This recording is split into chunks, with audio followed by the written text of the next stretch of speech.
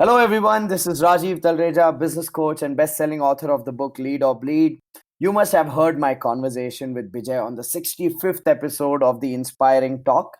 And a lot of you have reached out to me after listening to our conversation and shared how the insights I shared helped you in your life and your business. And today, I'm taking over the show to interview Bijay. Yes, you heard that right. I have hijacked and replaced Bijay in his own show. I will be interviewing Bijay on his journey so far, and I will try and get Bijay to talk about a lot of things he might have not shared with all of you before. So take a back seat and enjoy my conversation with the host of the Inspiring Talk and the co-founder of WYN Studio, Bijay Gautam. Bijay, welcome to your own show. How does it sound to be welcomed on your own show? I mean, it's a really surreal experience, and I have been thinking of somebody whom I can, reach out and get as a host, and there could have been no better person than, you, Raji. Thank you so much for doing this. I mean, it's really an honor for me that, you are taking that seat of the host for the Inspiring Talk, and a little nervous because, as you have already said, you are gonna make me share some of the stuff that I haven't talked about before. Yeah, I just thought, Vijay, you've been inspiring so many people with this inspiring talk show. And on this amazing occasion of the 100th episode, I thought the world deserves to know the story behind the man behind this movement. So, Vijay, let's start by talking about your background. Share with us what was your life like growing up? Give everybody an insight into Vijay's growing years. Yeah, so I come from a lower middle class family, and coming from a lower middle class family, then you have the same kind of struggles that a lot of people growing up on that kind of situation have, and and it was not different for me. And when you are growing up on that time, it feels like okay, it's normal. But points I remember, my dad would really work hard, and the biggest achievement that for my parents was to send me and my sister to the school, and growing up on that kind of situation, I remember, at several instances telling to my mom that, you know what, I don't really want to work as hard as my dad for someone else. I want to work for myself growing up. Maybe, that's because I have seen my dad work really hard. And, but yeah, I have been fortunate that while so many people were not able to go to the school, I was fortunate that, I got that opportunity to go to the school, and my parents migrated from the village to the town so that they can get me into the school and my sister. So yeah, I mean, it was like a very, very normal average. There was nothing fancy that we got as a kid other than just like the regular stuff. So yeah, I mean, that was pretty much the childhood. Nothing exciting, but nothing like as bad as well. It was like a very pretty much an average childhood, I would say. Awesome. And I think that's what makes you so relatable to everybody, right? We are all from the same kind of backgrounds where our parents worked hard just to be able to give us good quality education. We were not extraordinary students, but I think that's what makes our parents play such an important role in our lives that they did that. So I want to ask you, Bijay, what would you say are some of your key learnings from your parents? Because I truly believe that parents are our first teachers. So what do you think are some of your key learnings from your parents? I think one of the things that I learned, especially from the dad, as I mentioned, was like to work hard. And that trait of, a lot of people whom I work with even today, and a lot of people whom I meet, they say like, you know what, you work really hard. And, I really appreciate the kind of efforts that you put in creating thing or whatever. And then I think that trait comes from my dad. That's one. And the second thing that I wish I could pick from my dad, but I sometimes love a lot about my dad is whatever he do, like he does it to the perfection. Like he has to do it to the best of his ability. I mean, he give everything he has got to do if he picks something that you want to do, right? Those are the two qualities that stands out for me from my dad. And when it comes to my mother, like any other mother, to value the things maybe would be the lesson that probably because we as I said, we haven't had a lot enough for us. So then it was always like saving and not to be like spending a lot and stuff. So maybe that being frugal, if I can use the entrepreneurship term, then maybe being frugal is something then probably I have picked up from my mother. And I use that even on the business or whatever I do today. Vijay, growing up, what was that dream? What was that crazy dream that inspired you? Tell us a little bit more about that. I don't think I had like a crazy dreams, but there were like a two kind of things that really that I grew up with. So one part is like I was really this active kid who would take these responsibilities in school wherever there is like event or something that happened. Then I had to be the guy who shows up and maybe leads the team and so on and so forth. And I used to be the house captain, and eventually I started becoming the head boy of the school, as they call. Lead the different clubs and so on and so forth. So I was naturally more comfortable being outside the classroom doing all this stuff rather than being inside the class and then being studying there, right? So I was an average student. Average on the education, but on all this stuff, like I was in that sense, like I was a popular kid, you can say. Like I would go on debate competition, speech competition, and win awards and district and whatever championship, whatever. And that part was there, and I thought, you know what, I think I can make a career out of this, and maybe I might become a TV presenter or maybe a radio presenter one day, radio jockey or whatever.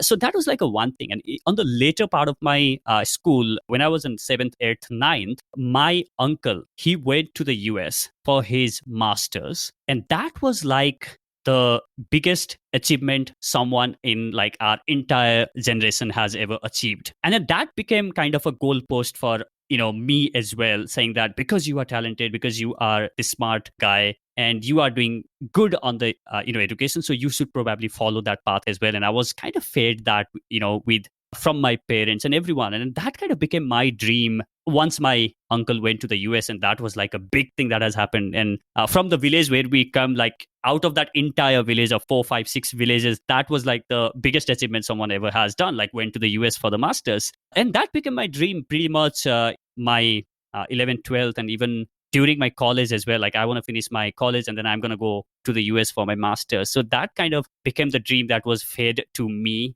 by looking at someone on my family who has already accomplished something like that. So that was the one dream. But deep down over the period of time, I realized, what, the dream that I had was to go out there, speak, and maybe share the message with the world. And then that's what I'm doing now.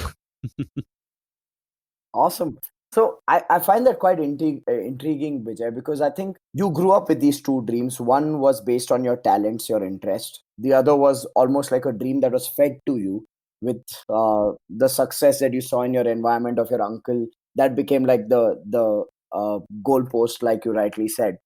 So what led you to pursue your inner dream, your inner voice, rather than go with this external environmental conditioning and just go with the flow in that direction? Because I see a lot of people making career decisions out of the success that they see in their environment, their cousins, their friends, their uncles, or somebody in their family or in their environment. When they become successful, then people grow up and gravitate in that direction. So, what made you not gravitate in that direction, but rather move towards your inner game, your inner calling, rather, Yeah. of expressing and speaking and presenting and doing what you do today? Yeah. What led you to do that?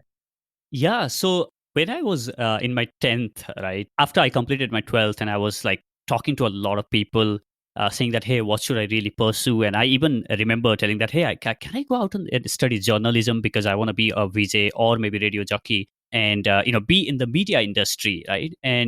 And then, a lot of people suggested saying that, what, this is not what you want to do because there's not really good career options out there and you can't really earn as much as you would like if you be in the media industry. And again, one lesson that I learned from those interactions are never get an advice from someone who has never been on that path. And these are the people who have never been journalists or in the media industry telling me that don't go on that path because they had no clue what they're talking about, right? So when that happened, then you go for, okay, then let me see what's the hot topic that's right now, or hot subject that's out there. And that's how a lot of kids make the decision, saying that what's the really hot subject. And right now they would say computer science or whatever, IT, AI, and all of that stuff. And at that time, it was biotechnology, and I could not clear the exams for the university that I wanted to. And that also is the point where something that deeply hurt me, saying that, what, because academically, even though I have been an average student, I have never failed the exams or whatever. So academic failure has never hit me before, this time when I couldn't clear the exam for this university where I wanted to study biotechnology. And that, I remember after that failure telling myself, you know what, even if I can't make it to the best university, I'm going to be the best wherever I go, right? I mean, that kind of something really stuck with me. And even today, that's something that's like really, something that I see. The kind of competitive nature also probably comes from that incident. And after that, I remember I joined the pharmacy, and then I was always an average student. And like on the pharmacy college, so like the first year I topped, second year I topped, and I was awarded like a best student of pharmacy. And the third year, I was like awarded with a full fee waiver scholarship. And final year, I graduated the job in my hand at the top pharmaceutical company in the country. And I'm like, wow, I have arrived now. I have like all these accolades on my thing, and then I got the job at this top company, and I think this is probably the success that I have been looking for. And then I realized 1.5 years of doing that job, Rajiv, you know what? I have been running and winning the race, but this is not the race that I wanted to run. And when I looked at the people who were 10 and 15 years ahead of me on that career path, I realized, okay, if the best thing that happens to me at this job, the best that I can be in another 15, 20 years is like research and development head. And when I put myself in that place, I told myself, even if I be there, I can never be happy. And when that happened, like you do have two options, right? That, I can't be happy, or, I really can't seem to be enjoying this career path. You have two options. Whether you say, okay, chuck it, even though I have invested like 4 years of my life and a lot of my parents' money on that degree, and then, 1.5 years of job, then, all of a sudden saying that, and especially coming from a lower middle class family, if the whole family is dependent in a way on your own job salary, and then you saying that I'm not going to do job and follow my passion, like that's like a crazy thing, right? But still you say, okay, let me try and figure out something else. And the other thing that a lot of people do is telling that, you know what, because I've invested so much of money, time, whatever, there is no other option, let me do what I'm doing right now, right? And that is the option that I did not want to give to myself. And that's when I realized what is it that I can do. And the only thing that I knew was obviously to become a research scientist, and that's what I studied. And by that time I was a student of self-help, like I was, and the college topping and whole scene, like I was invested deeply into personal transformation and self-help. I would attend all these seminars or whatever I could, and read the motivational books and listen to these audios and all that stuff. And I was feeding with a lot of positivity, and that was kind of giving me this courage to think about following my dream. And I said, okay, I think that's probably something that I want to do. And I remember at one point of time, I wanted to be, is so many people who can speak, calling them, I want to be a motivational speaker. So that was also one thing that I considered, saying that I will be a motivational speaker. So that was the idea. And, I said, okay, let me start by having conversation with people and learning about their journey and story. And maybe having those conversations, I might find that blueprint for myself on what I should really be doing next in my life. Let me ask people, how did they figure out what they wanted to do in their life? Because I'm so confused. I don't have any ideas on what I should really be doing in my life. And here are the people who have already figured out what they want to do in their life. Right? Let me ask them, how did you figure this out? And what was your journey like? I mean, how did you become this, best-selling author of this best-selling book? How did you set up this multi-billionaire entrepreneurship venture? How did you discover that you wanted to be an entrepreneur? So that's how I thought, what, I think let me start a podcast and start. The initial idea, I have to confess here, was to start a YouTube channel, saying that, I want to sit across the table with these people and just have the conversation and do like a television show kind of stuff. But neither my budget at that point of time supported that, nor my full-time job, would allow me to do that, because like I had this like a very demanding job where I couldn't really make time to do all that stuff. And I settled down with a podcast, which I could literally do from my bedroom.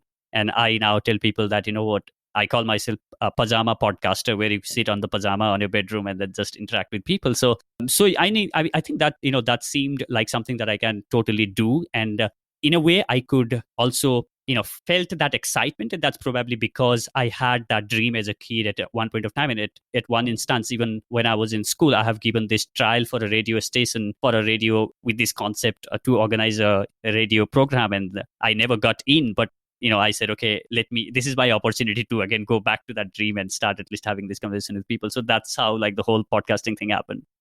So essentially, you took the blessing of not getting into the academic line that you wanted to, and you raced ahead and topped your college.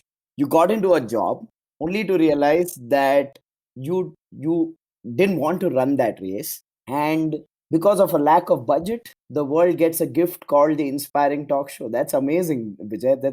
That's something that I didn't know. So I must say that's a revelation. So, and I think that's a great lesson for a lot of people who do not have the resources to do what they desire. When they make do with whatever they have, magic happens. You are a great story, a great example of that, Bijay. Thank you so much for And sharing that. So I have another yeah, question for you, Bijay. My question is, you mentioned that you were always invested in self growth and self learning, and how did you build this mindset of a learner? Because for most people, learning is not something that they consider true. even naturally. Like for most people, school, college, academic education is the end of learn. So what actually kept you on this path of personal development, on the path of self improvement? Can you shed some light on that? Yeah, absolutely. So I think a lot of this comes from the guest whom I had this opportunity to interact with. And the interesting thing, Rajiv, when I was doing this podcast was I was surrounded at my office with all these people. And obviously, a lot of these how this corporate culture and the environment is where you are complaining everything from the food in cafeteria to your boss to salary and whatnot, right? And I was pretty much part of that. And I was, I realized that I was also at certain instances, I was also complaining about whatever I could because there was nothing else to do than complaining. And then here I would come in the night and the weekend and have conversation with people like you who have this, who are driven by this mission and vision, who want to make impact in other people's lives. And there are people who are, during the day, I always tell these people saying that during the day I was complaining about the food in cafeteria, and during the nights and weekend, here are the people who are talking about the vision. Here are the people who are talking about the purpose. Here are the people saying that, what, this is my mission and all of that stuff. And that kind of blew my mind, right? Also, the last point that you said about, like, the resources thing, right? I mean, no money to get like a full-fledged mic and stuff. I went to OLX and purchased second-hand microphone, and I made this post on LinkedIn a couple of weeks back saying that, I contacted that guy and I told him, hey, could you sell it at this certain price? And he said, yes, please come and take this mic. And I went and met him at a metro station and I asked him, hey, why are you selling this microphone? And he said, my sister used to sing the song and now she's married and she doesn't sing anymore, and the mic was at home for like almost a year or so. We thought like we just want to sell, and I told myself that, what, here is this one dream that has been ended, and my dream was just getting started with that second-hand microphone. And literally that, my dream was just getting started with that second-hand microphone I got from OLX. So I have always been frugal with my lifestyle or the standard, right? So in the initial part, obviously when I was starting podcast, that's primarily because I couldn't afford any kind of, like, at one point, like at 24, you wouldn't believe I was sleeping on floor with my parents, and my sister would sleep on the only one bed that we had at the house, right? And like we lived in one single room, and there I was doing podcast, there I was interviewing all these incredible people. And I mean, and I have like recorded, I have some videos recorded to put it out someday.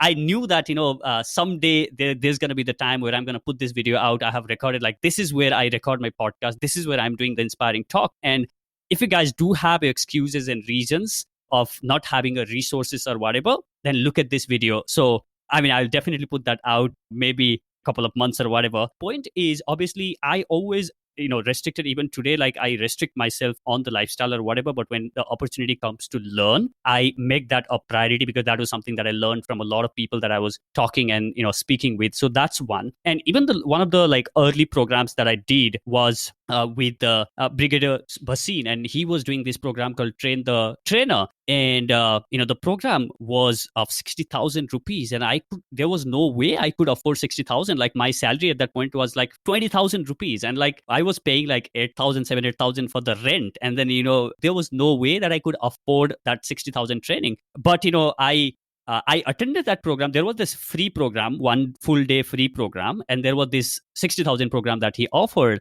I couldn't sign up for that program. I came back home that night, and when I was going to the sleep, I don't know what was that, but something came from within. What, you gotta be part of this, and you gotta be attending this program. And I just pulled out a note and written like a message, like an email that I wanted to send to Brigadier Vasin, and I told him that, what, I want to attend your program, and offer me the seat on your program. And after attending your program, like whatever I'm gonna earn in next 2 to 3 years, like I can I want to like do a whatever revenue share or whatever in it, whatever. And then, he was also like moved seeing that email from coming from someone, and he said, okay, let's meet. And then eventually, he gave like huge discount on his program, and I got in on that program, right? So again, the point is like, if you have something that you really are committed to make it happen, and I told, and he said like, talk to my, before you come and meet me, like talk to my assistant. And I texted the message saying that, you know what, I'm coming. I'm not asking her saying that, does he have a time or whatever. I told her like,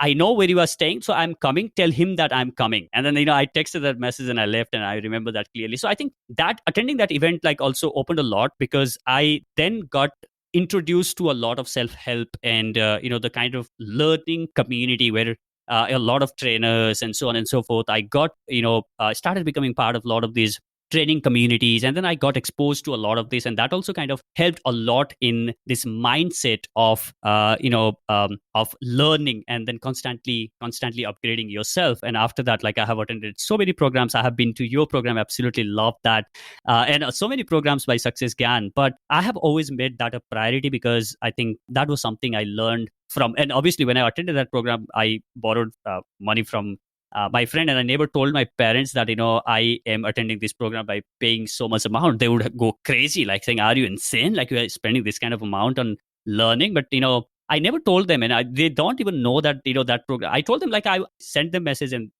he's offering this for free or whatever, and then they still thought, okay, cool, go ahead. But yeah, I mean, I think like, if you really want to learn, then and you have a similar story, Rajiv, right? Hitting the rock bottom in your life and then going and attending all these programs, and I think you figure out if you really want to make change and take charge of your life. Exactly. And I think what's powerful about your story, Bijay, is the fact that you never allowed yourself the permission to say no to yourself. And a lot of people are okay with saying no to themselves, and they kind of choke and kill their dreams, and they have very valid reasons for it. It's not like they are cowardly, or it's not like they are lazy. It's just that they give in to the valid reasons. You went beyond those valid reasons, which is what led you on to this path and this direction. So I have a question, Bijay. You started a podcast channel. When you decided to switch into this, how did you break the news to your parents? Especially because, like you said, you are the primary earning member of the family. There were hopes and dreams resting on your shoulders. A lower middle class family, when their child gets a job, that's like the most amazing thing that has happened to the parents. It's like years of Yeah. tapasya turning into fruit, and now that fruit is saying, Mama, Dad, I'm not the fruit that you wanted. I have different plans in my life. How did that conversation go with your parents when you told them that you want to become a That's true. podcaster? Yeah. So, as I said, right, the dream that my parents saw and the dreams that I grew up with was to go to the US and, do my master's. And obviously, on the scholarship, there is no other way, that my parents or I could afford to go and study in the US. So, because I was college topper and I had like this strong profile, and when your parents know for a fact that your kid is capable of going and chasing that dream, and then here's me who is saying that I didn't want to follow that dream, right? So I was preparing for the for the US pretty much, and I took this TOEFL, and I did good, and there's this another test called GRE, and I was studying GRE. But this podcasting thing would pull me, right? I would be studying GRE, and then I would imagine, okay, next 2 years, I'm going to be at the pharmacy college. And for the rest of my life, I'm again going to be in a pharmaceutical company, which I'm already working at and quite frustrated already. And even the, imagination of that, working on the pharmaceutical company abroad or whatever, kind of like, that was the way I feel that was horrible. I just don't want that life. And then I said, okay, I'm going to start a podcast. And I told them, this is what a podcast is. I'm going to interview people. I'm going to talk to people. And I had no clue how I'm going to make money out of it. I had no freaking idea, will I ever be able to turn that into my full-time profession or whatever. But I just wanted to do that. And I was like, I would like for a few days, I would like plan my podcast launch. Like I would, prepare some stuff. I would, create my website or designs, podcast artwork or whatever. And on the few days, I would just go back to my GRE book and study. And I was kind of moving between these two things, right? So I would do this or that.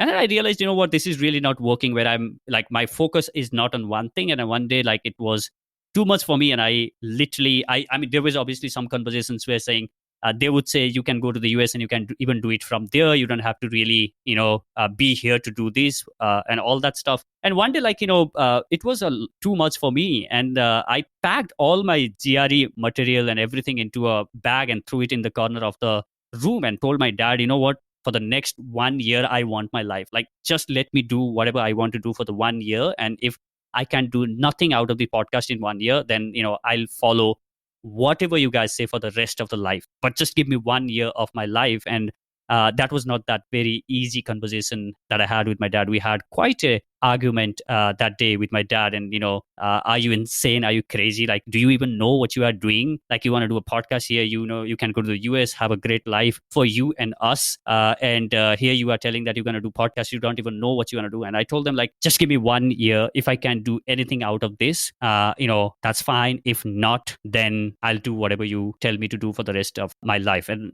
it was not like as pleasant conversation as you would like, but I think it was important for me to buy that time from my parents for my dreams and for whatever I wanted to do in my life. And luckily for me, it worked. Awesome. Awesome.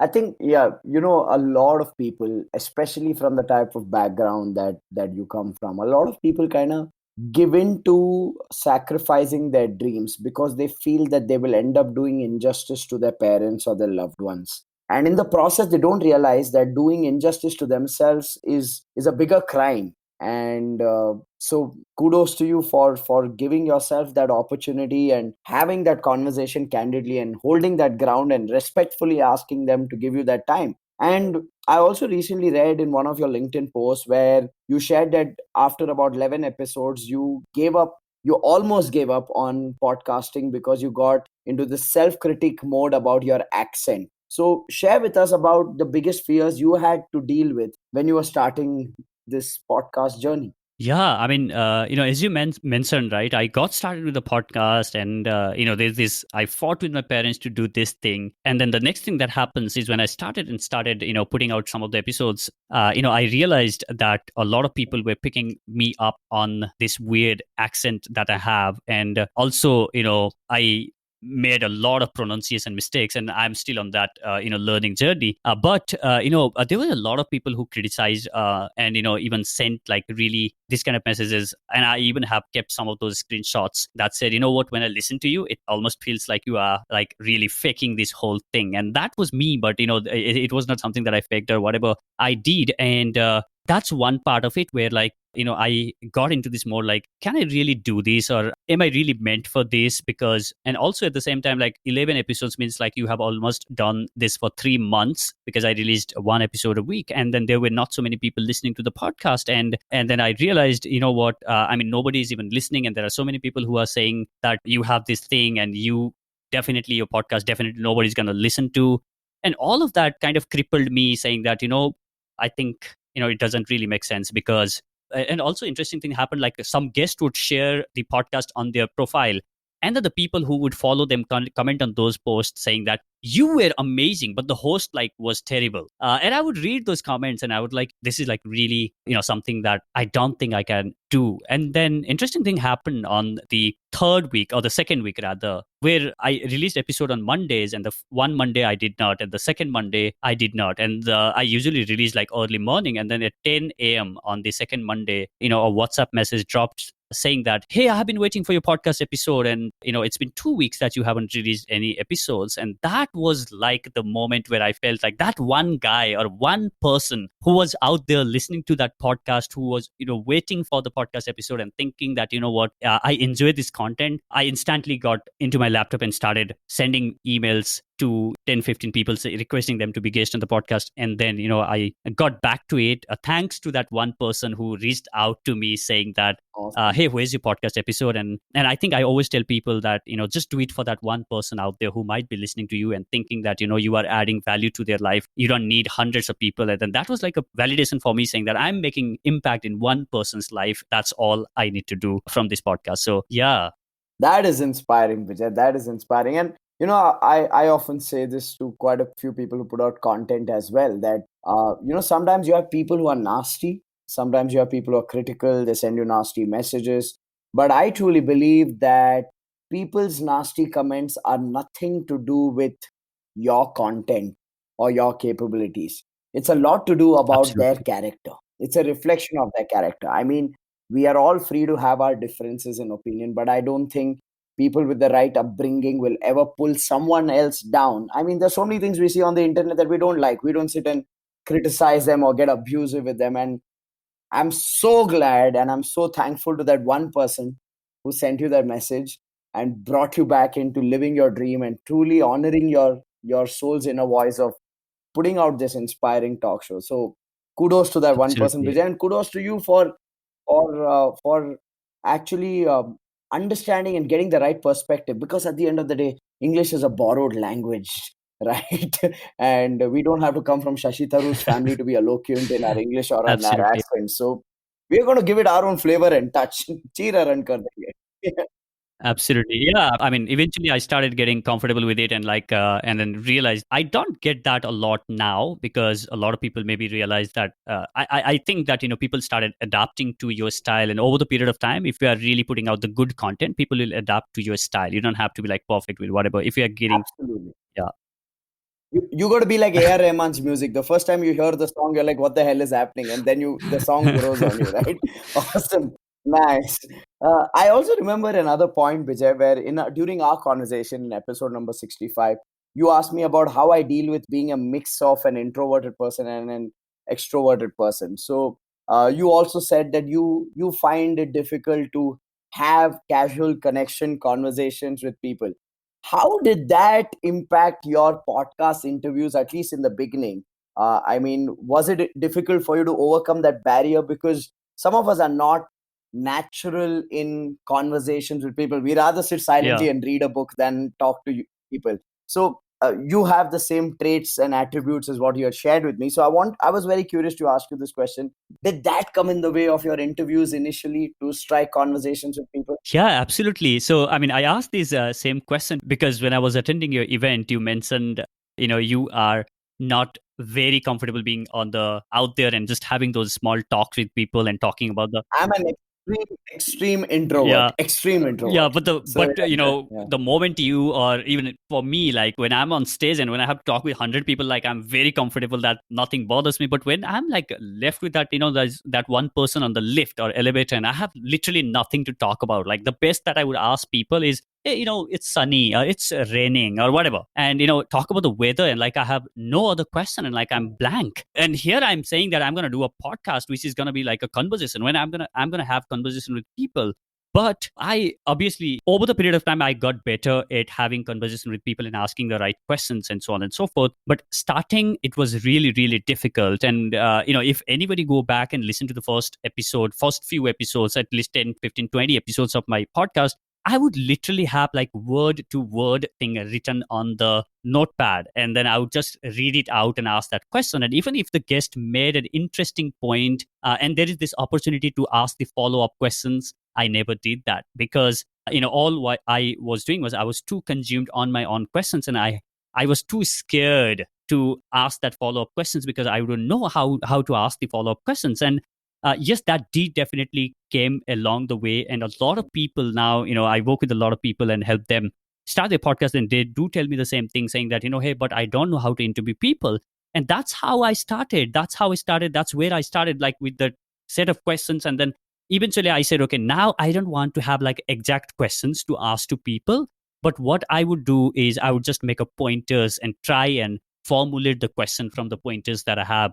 So that's how I interview people today. Now I don't have like a exact words or whatever. I'll just make a bulleted points and then drive the conversation and also ask few follow up questions. But if I thought that because I'm not very comfortable in having conversation, or because I don't know how to formulate the question and connect one point to the another, it would have never been possible to put me the podcast out, right? It would have never gone out. And a lot of people, Yeah. a lot of us, I think a lot of people are too consumed with this perfection thing, right? Where you need to be perfect before you put anything out. And for me, at least, it's always been like I always, always, always put this half baked cake out there, get feedback, and try and improve on that. Because I have realized if you wait too longer, then you are never going to take action. And we have a lot of people that we know, and we might be some of those people who think about things for years, but we never actually take that action, whether that's to write your book or follow your passion, or start your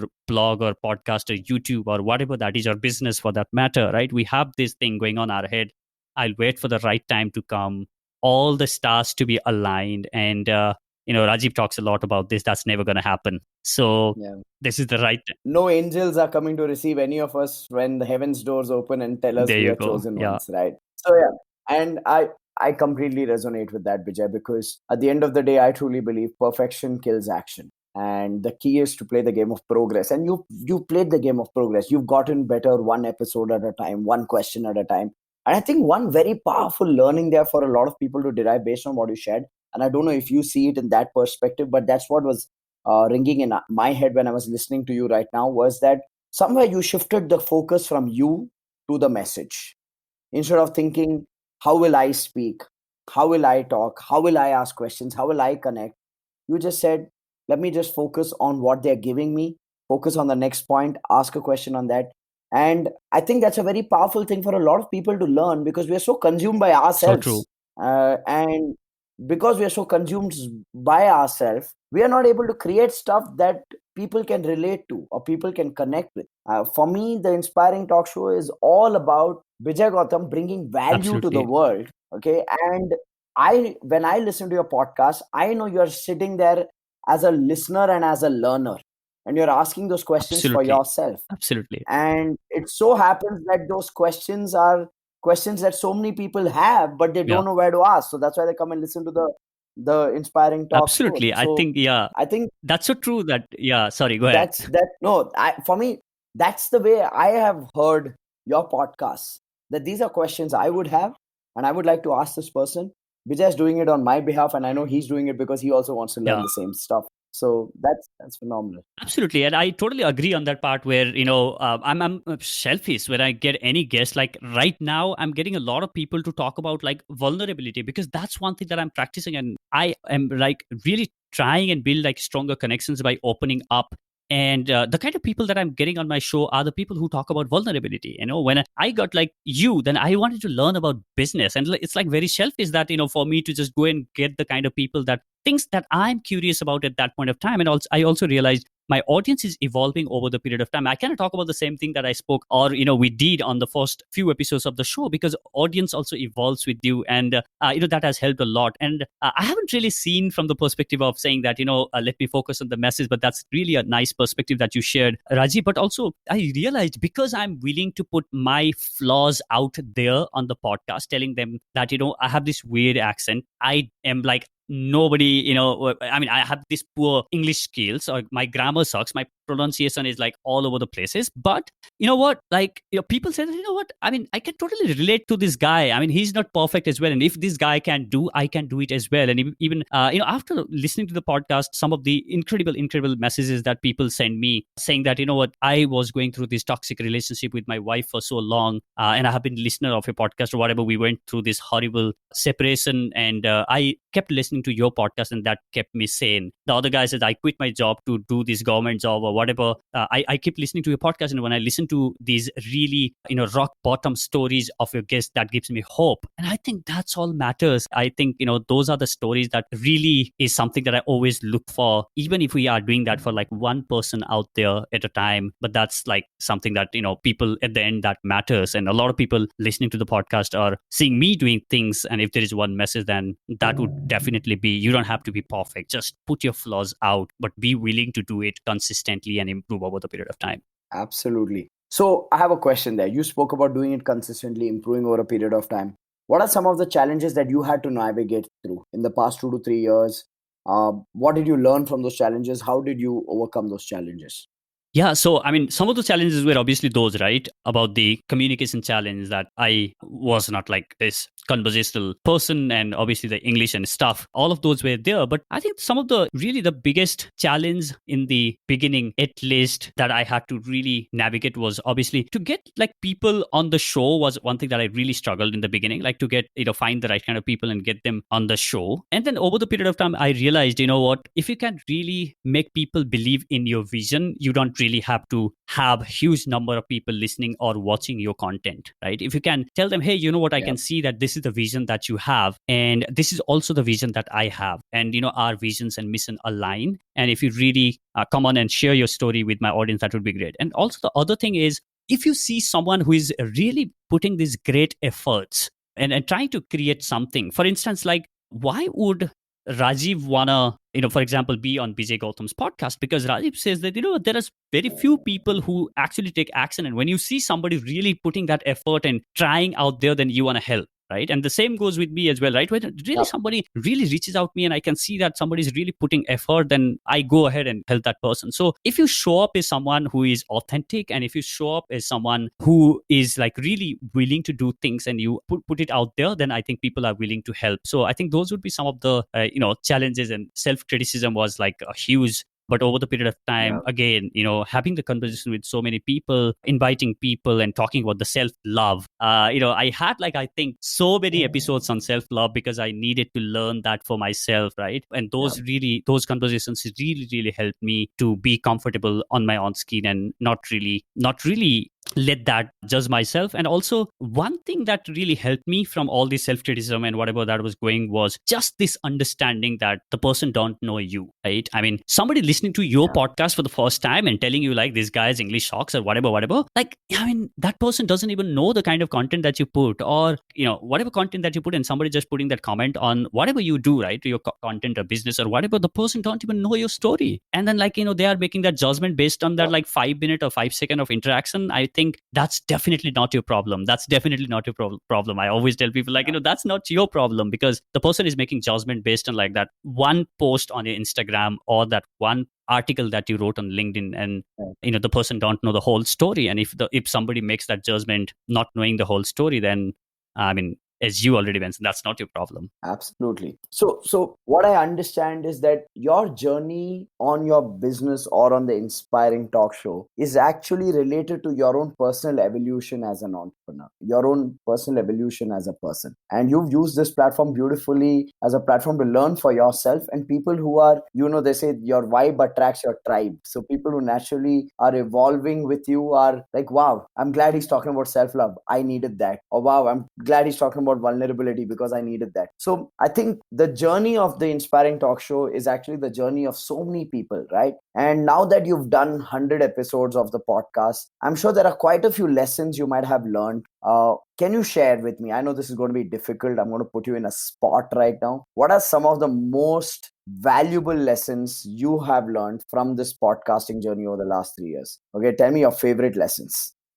Wow. So there are so many, because, every conversation I pick really new stuff, and there's so much to learn from those 100 episodes that are out there. But some of the lessons that I have really learned from all these people, if I try and pull like common traits between the people that I have really interviewed on my podcast, one is like they are terrific learners. Each of them, every single person that I had on my podcast, they invested tremendous amount of time, efforts, energy, and money on their learning and self-growth. And that's one. And second thing was, your network is your net worth. That's like, I know that people have talked about it like zillions of time, but you will only know that when you actually know what that really means. Because I have been able to interview these people and keep that relationship warm. So one thing that I think I do a little differently than a lot of people who interview people is, a lot of people, when they get to interview someone, they just go and beat their chest and say that I interviewed so and so person and this out on the social media. But actually not invest in that relationship, right? And they would interview the person and forget, like they never engage with that person. So I think one thing that I do is I like really try and build that relationship with the person that I've had on my podcast and try and be of service if at all. And that also opens a lot opportunity for you. And you get to meet other interesting people because the person would like to come forward and help you. A lot of people whom I've had on my podcast comes from a reference of my past guest, right? So I think network is like a really, really powerful thing. If you do a podcast, then you are going to grow your network like crazy. So one, as I said, is that they are terrific learners. Second, like your network expands like crazy, because if you know how to leverage the network and how do you keep that relationship warm and going, right? So that's a second. And the third is obviously you get better at communicating, right? I mean, for me, like I really struggled in the beginning, and I won't say like I have mastered or whatever, but I mean I have improved a lot. I mean, if you go and listen to first episodes and few episodes and then now compare that with the latest episodes, you will see a huge difference. In the past 100 episodes, I have improved a lot on the communication of my own. And the fourth is obviously you learn a lot. Like you learn a lot from every single conversation that you have. I mean, I feel like the person has told their life's entire journey in that 1 hour conversation, and you totally got this different perspective about life. Like think about having conversation with somebody who is asthmatic and who has summited all the 7 highest peaks of the world and volcanic summits, and who has skied on the North Pole and says I'm going to ski on the South Pole. And he grew up with asthma, and where he says, what, even though I'm asthmatic, I'm going to go and climb Mount Everest, right? Now when you hear those stories, then you're a little bit of your own fears get shattered, saying that, oh damn, if he can do it, then I can do that as well. So you get those kind of confidence on yourself, and risk taking ability. Like a lot of people, like when I heard or listened to your conversation, it was such a reassurance for me that if Rajiv being on that rock bottom stage, and he can go and spend like 40 lakhs rupees in his relearning or re-education, then I haven't like really spent that kind of amount on the learning. Then I can definitely go and maybe spend like 40,000, if not 40 lakhs, whatever, right? Then you get those kind of traits that you are constantly getting from these people. So I think those would be like really some of those lessons that comes on the top of the mind. But also the other things about being humble and all those things, and being compassionate and kindness, and all of those are obviously there. But those would be some of those lessons that really stands out. Awesome. Nice. So Bijay, before, I know you do something called as an enlightening round in every single episode of yours. So not like I'm going to leave you. I've done my homework as well.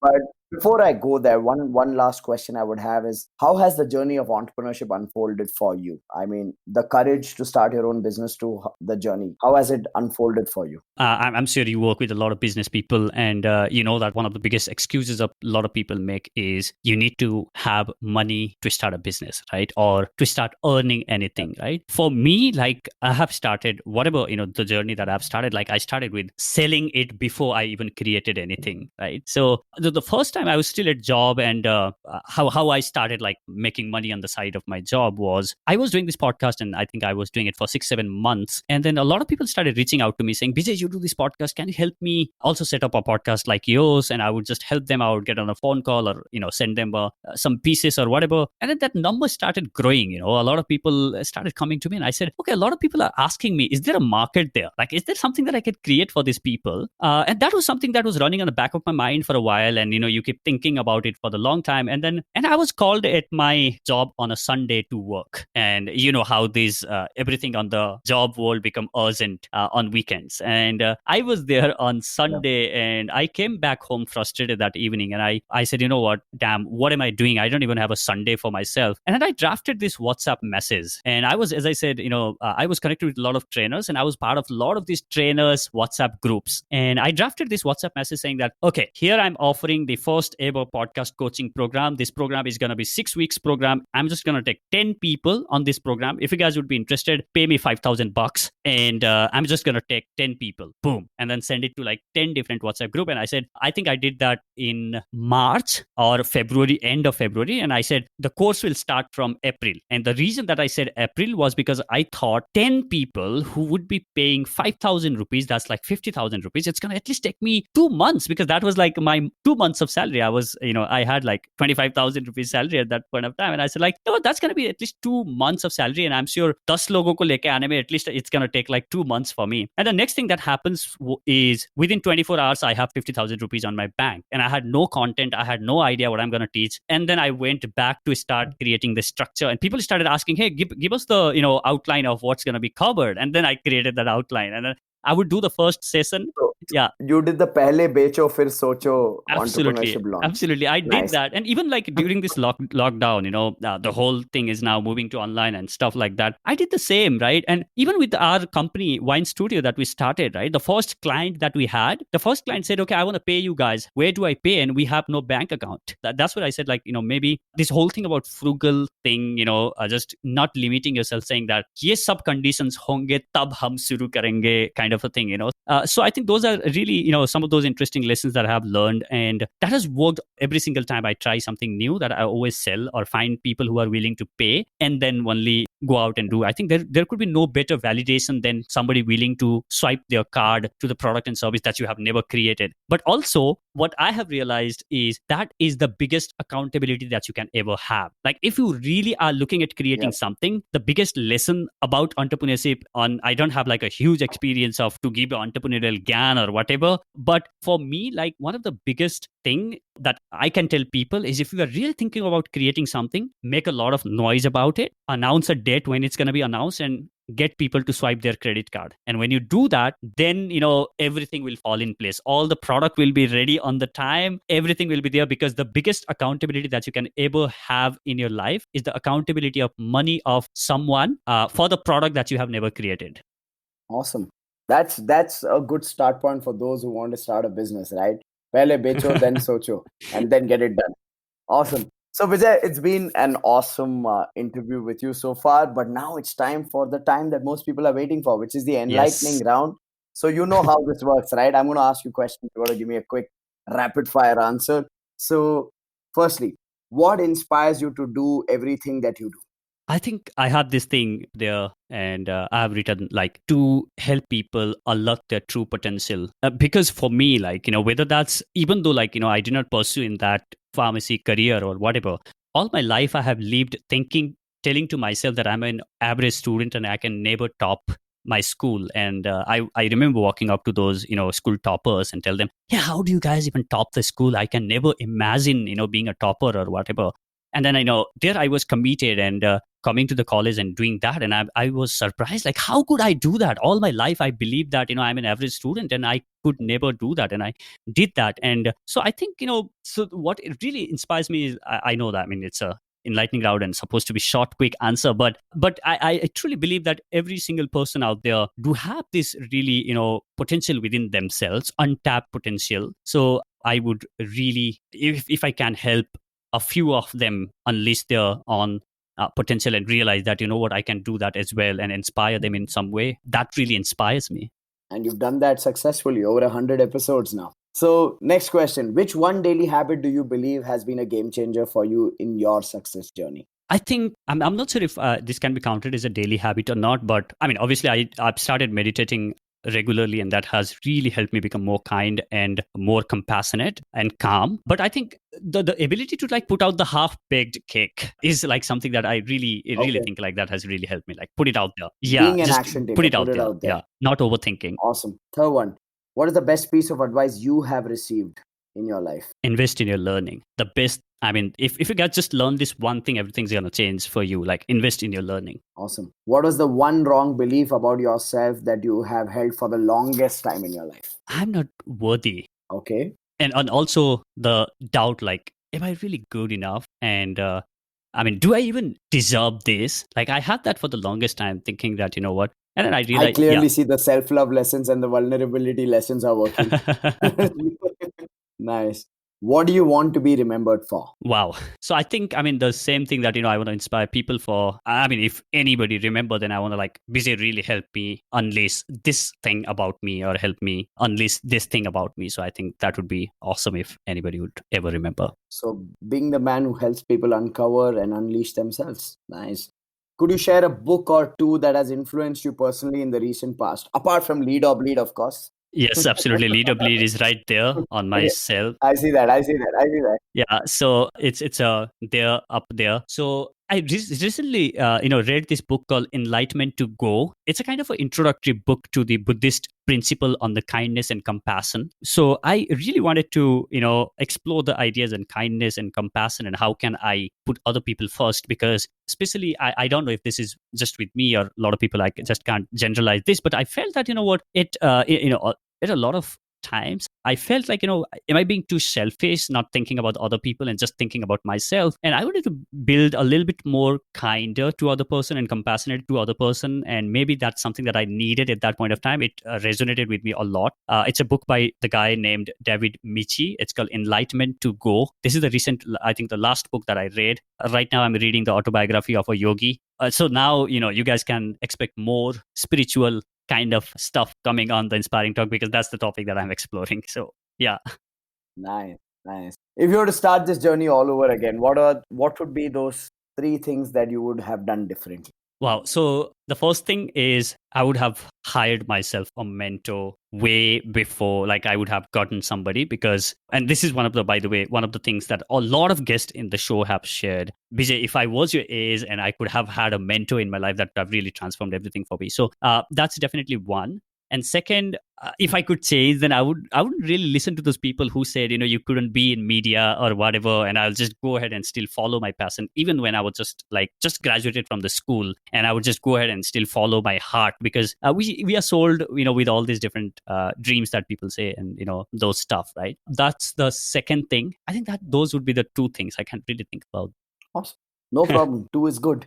Okay. Last question. Imagine you're standing on the largest stadium ever built in the history of mankind, and there are millions of people in that stadium, and you're given only 1 minute to share the most important lesson you have learned in your life. What would be that message to those people? Don't really remember who said this, but I really resonate with this message that your gift is not your property or whatever. It's your responsibility to express it out to the world. If you have some gift, then, just put it out there, because the world want to cherish or celebrate your gift, right? I always said that we would have never known what does a helicopter shot looks like if Dhoni decided not to, play cricket, or we would have never probably seen what the chip shot on football looks like if Messi, never decided to play the football. So you have this unique gift and talent that that can contribute to the world. So go ahead and put it out there. Your gift are your responsibility, okay, not your property or whatever they call. Awesome, awesome. And you have gifted the world your ability, Vijay, by doing the Inspiring Talk Show. It's been an absolute pleasure to interview you, to be on the other side and put you on the other side on the 100th episode of the Inspiring Talk Show. So, now, I'm sure people are going to ask to get Rajiv to do this show more often, because you have been such an amazing host doing this podcast and hosting this. So I'm sure people are going to be like, okay, replace that guy, get Rajiv to do the Inspiring Talk from now nah, on. So I will you've been an remain. amazing. I will remain on the other side itself. I just did this role switch for 1 day because I really wanted to. I wouldn't want to leave this opportunity to say thank you to you, Bijay, not just as someone who's seen your journey or as someone who was interviewed for the Inspiring Talk Show, but I really want to thank you because I think you represent the power of dreaming, the power of learning, the power of taking action, the power of self love, the power of surrender. And that's, for me, that's what the Inspiring Talk Show is all about. It's about who you are. And I hope all the listeners listening, you agree with me on that. And I hope you've enjoyed this conversation with Bijay Gautam.